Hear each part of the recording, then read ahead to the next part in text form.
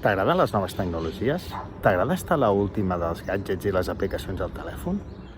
T'agrada investigar com funciona el teu ordinador? T'atrau el disseny i crear els teus propis programes i la teva pàgina web? Si has respost que sí a la majoria d'aquestes preguntes, crec que el cicle d'informàtica és per tu. Estoy contento con este ciclo porque se busca sobre todo el trabajo en equipo, cosa que hace que los trabajos, al estar con gente rodeada de tu clase y hacerlos con ellos, sean mucho más divertidos. También estos trabajos lo que hacen es que nosotros intentemos aprender de forma autónoma todo lo que va relacionado con el temario. Mi nombre es Raúl Pérez y actualmente estoy trabajando en la autoescuela Hoy Voy como programador web full stack.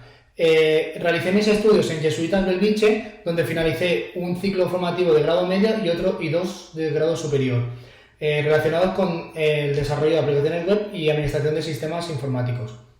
En el caso de DAO, pude realizar las prácticas llamadas dual, que me permitían estar durante todo un año en el mundo laboral en una empresa. Entonces esto me ayudó mucho a la hora de buscar empleo una vez finalizado este grado, ya que tienes una cierta experiencia en el mundo laboral y unas habilidades que se adquieren durante ese periodo de un año.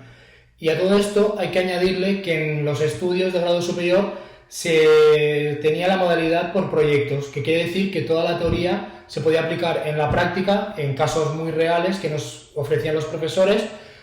Podías adquirir muchas habilidades que se adquieren en el mundo laboral y sobre todo te dan mucha autonomía, que en el caso de nuestro sector es muy importante a la hora de realizar una entrevista en el mundo laboral, y lo tienen muy valorado. Entonces, espero que esto os haya ayudado mucho y espero que todo vaya muy bien y feliz cuarentena.